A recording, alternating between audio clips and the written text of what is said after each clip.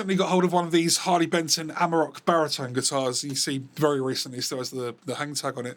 In this brilliant colour green, this emerald kind of green, which is one of my favourite colours for guitars. I always thought that on YouTube that was going to be my thing, like green guitars, because I have a lot of green guitars, but apparently Bane got there first, so I still need to figure out what my thing is going to be. So any suggestions, let me know. Also, there's a lot of green going on in the background that I've been using recently, and I think it kind of clashes with this. It doesn't really allow it to pop, so let's try a different colour. Blue? Yeah, that's not too bad. And maybe if we had a bit of...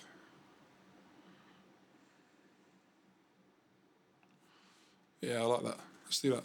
So this is the most up-to-date recent model that they make, and I watched a few videos of reviews recently on the older model, and it looks like there's been a few changes over the years, so I will go over the specs and they'll be the most current up-to-date ones. I was speaking to my friend at Harley Benton, and I was saying I'd like to get my hands on either a 7-string or a baritone, and he suggested the baritone, so I was happy to go with that. And recently I played the 6-string version of, well, this is 6-string as well, but the normal 25.5-inch scale length version of this, and that was brilliant. So I'm hoping that this will be the same, just lower, because lower is better.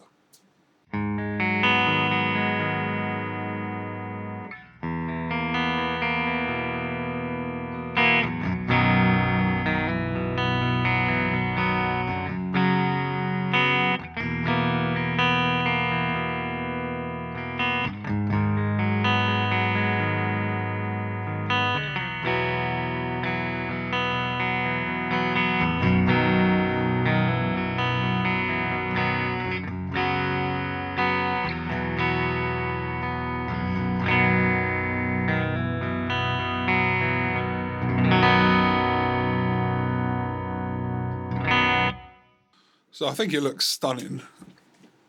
There's nothing wrong with the way it looks. If we look at the specs, it starts off with...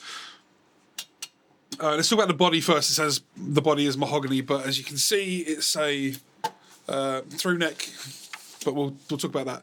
So I'm guessing the wings are mahogany, and I think there's a mahogany cap that's been carved, and then on top of that they put a quilted maple veneer. I wasn't sure if it was a maple veneer.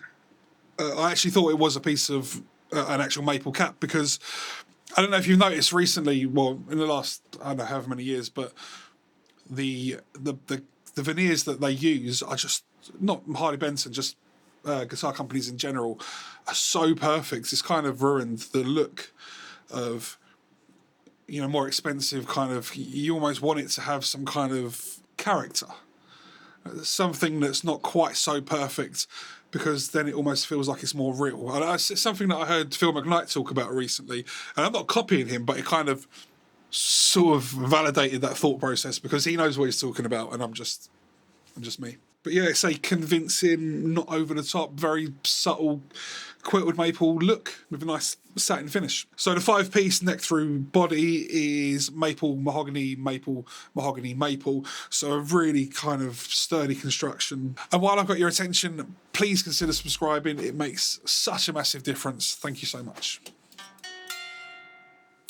It has this really good looking and feeling Mikasa ebony fretboards and these offset pearl white inlays, but more importantly, it has the glow-in-the-dark side markers, and I came prepared for this because my guitar, the LT Custom guitar, has lumen inlays on the sides, and I recently played a gig and I didn't take it out of the case or anything, I just turned up to the gig and then I couldn't see where I was. So I bought these UV lights on Amazon. I'll link them below if I can find them, but literally you shine them over the markers for a couple of seconds, and I think I'd done like 20 seconds on mine, and it got me through a whole half-an-hour gig. And at first you would swear they were LEDs, they're so bright. After about sort of 20 minutes, half an hour, they do fade a bit, and towards the end of the gig you kind of, it's not really showing anymore, but well worth the investment. I think this was like £6 for 2 of these, and they came with the batteries, and they seem to last a long time. So, because you're not going to use them very much, 20 seconds before a gig or rehearsal or whatever, and that'll be it. That'll be enough. They say it has a slim C modern neck profile, and I would say that's pretty accurate. Thickness at the first fret is 21mm, and at the 12th is 23mm. So, not a wizard neck, but you know, not a big huge chunky neck. There's enough that it feels sturdy, but not too much that it gets in the way. It has body binding made of real wood, so taped off and painted. So that, I think that makes it look a lot more expensive, and it's got a matching headstock as well. Fingerboard radius, 355.6 millimeters, but in human terms, that is 14 inches. Scale, 27 inches. So it gives it in inches on the scale, but not in the fingerboard radius. So 27-inch scale length, which, if you're new to baritone, it's not going to feel so different that it's going to be off-putting, whereas maybe a 28 or a 30-inch scale length guitar might be, but it's still going to be long enough to be doing all the silly low tunings. Like this one comes with strings, I think they're 12 to 64s. We'll go over that, and I think that maybe they're a bit too much, so you probably go down to drop G or something and it'd work really well.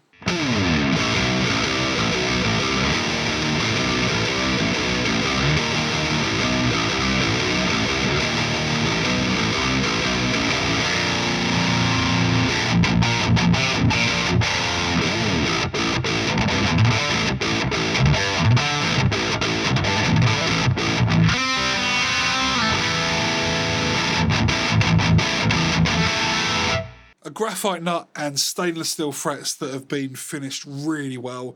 There's no grittiness or anything like that. There's no sharp fret ends or fret sprout or anything like that. But they've been finished really well, which is impressive. A dual action truss rod, a jumbo frets obviously. Dual action truss rod, and the pickups are EMG. I like EMG pickups. These are the retroactives, so they're a bit less compressed, a bit more passive feeling. I think that's a reasonable way of describing it. It's got the retroactive hot ceramic in the bridge and the Alnico 5 in the neck. Master volume, master tone, and three-way switch. Which, if I had to say anything about this guitar at the moment that's not up to this kind of quality, is the feel of the switch does feel a bit cheap. No push-pull, which I'm completely happy with. I'm not a big fan of coil splitting. It's got this hip shot style bridge, which feels good quality, and locking tuners that are Jinho locking tuners. I think they did used to come with a name brand, but that's one of the changes. But the tuners have been really good, so. So it's a set of 13s to 62s on this, which I think I did read a couple of comments where they said they thought it was a bit overkill, and I'd have to say I do agree.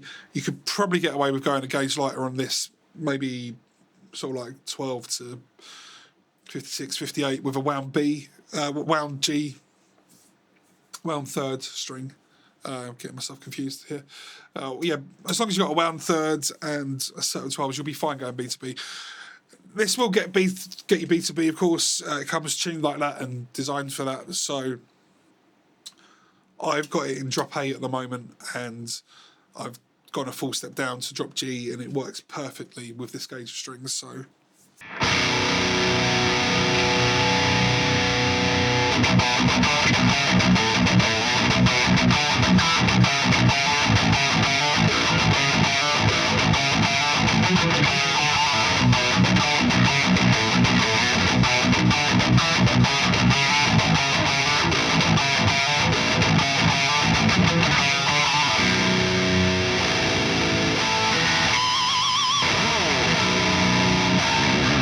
Yeah, emerald natural quilted burst satin. It's a good feeling.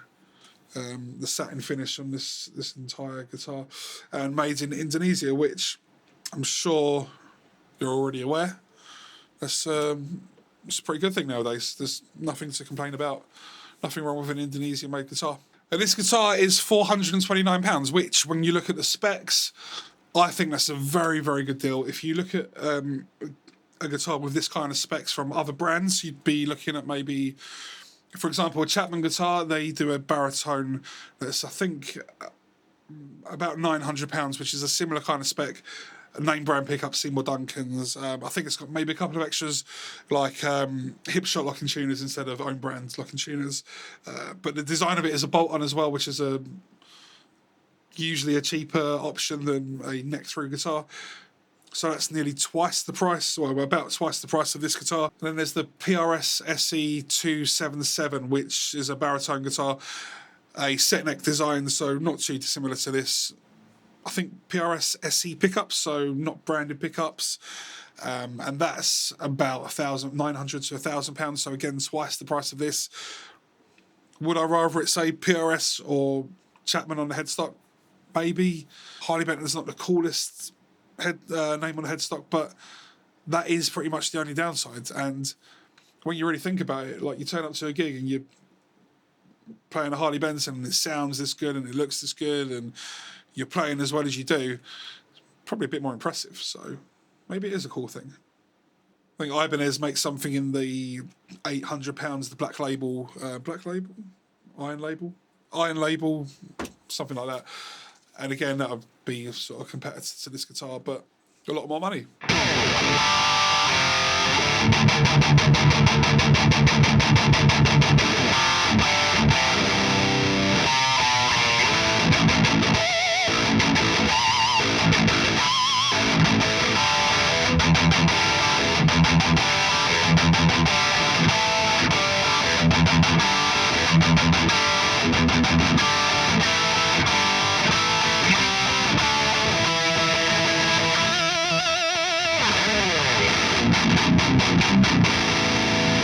So I don't have any baritone guitars. I've got an 8-string, which is 26.5 or something, but that doesn't really count. And I've got a lot of 25.5-inch scale length guitars. And the first thing that I noticed when playing this guitar is there wasn't really much. It didn't take much time to kind of get used to it, and there wasn't any kind of learning curve or anything like that. It was just pretty much felt like a 25.5-inch scale length guitar. There's a slight difference, but nothing too noticeable. So if you're worried about that, I wouldn't let that put you off. It just doesn't feel much different, really, but it definitely sounds and handles the lower tuning a lot better. The fretwork looks and feels perfect. It seems like somebody spent a long time on it. The action's a little bit high, and the intonation is set in a straight line. It's like nobody's even bothered to intonate it in any kind of way. But I wanted to play it to you as it is out of the box, and it's still very playable. It does need sorting out.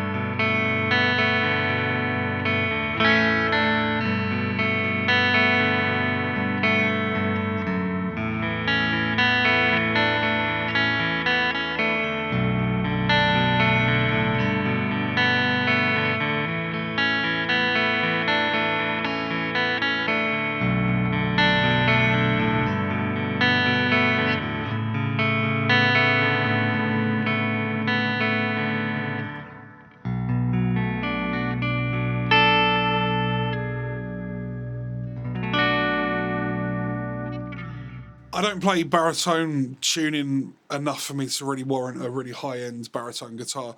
And I feel like for a lot of people, they'll be in a similar kind of situation. So for me, if this was my only baritone guitar, which it is, I'm happy with that. I don't need anything else. I'm completely fine with this. I've got a Schecter 8-string. I'm never going to be playing very much 8-string. It's the Omen 8. It's in the sort of £400 mark. And again, a similar situation with that. I'm never going to play too much 8-string. That's perfect for my 8-string needs. If I was really into that kind of stuff, then yeah, I'd dive deeper into that rabbit hole, and probably I may not be as satisfied with that guitar as I may not be as satisfied with this guitar. But as it is, this guitar fits my needs for baritone tunings. Recording, perfect. I'm never going to do a gig with it because I don't play in that tuning. So, as with all Harley Bentons that I've ever owned, bought, been sent, whatever, they're always packaged really well from home in a box within a box with loads of foam packaging and stuff. And I do have some of the worst delivery drivers, so the boxes come pretty beaten up, and they're always perfect, they're always fine inside, so they do a really good job packaging. I always feel pretty good about buying from Thomann, and it comes a long way from me. I'm in the UK. I'm sorry if there's loads of fan noise, by the way. I've got 2 different fans going, plus a fan on the camera to stop it overheating, because, as I'm sure you're aware, London is well known for its sunny weather, hot weather, and heat waves, and it's just something I'm dealing with right now. It's like 35 degrees in here and very hot, so just got to deal with it. And weight-wise, when you consider the extra mass, it's about, I don't know, the weight of your average Strat kind of thing. I like light guitars, and I definitely wouldn't have a problem playing this guitar, so if that tells you anything. I would weigh it, but I don't have any scales here or anything, so I don't know if that was helpful in any way at all, but it's a good weight. Don't worry about it.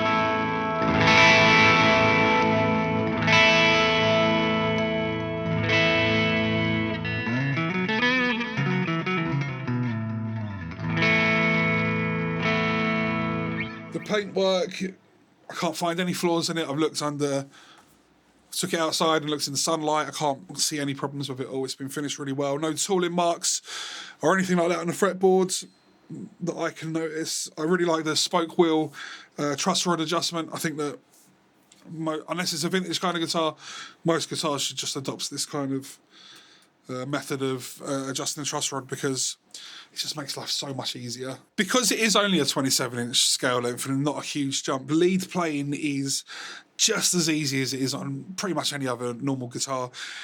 The width of the gap of the frets doesn't stop you in any kind of way. It's actually slightly more comfortable because you haven't got to kind of squeeze in so much, especially when you get up the far end of the fretboard up to like sort of it makes like the sort of 22nd, 3rd and 4th frets a lot more usable.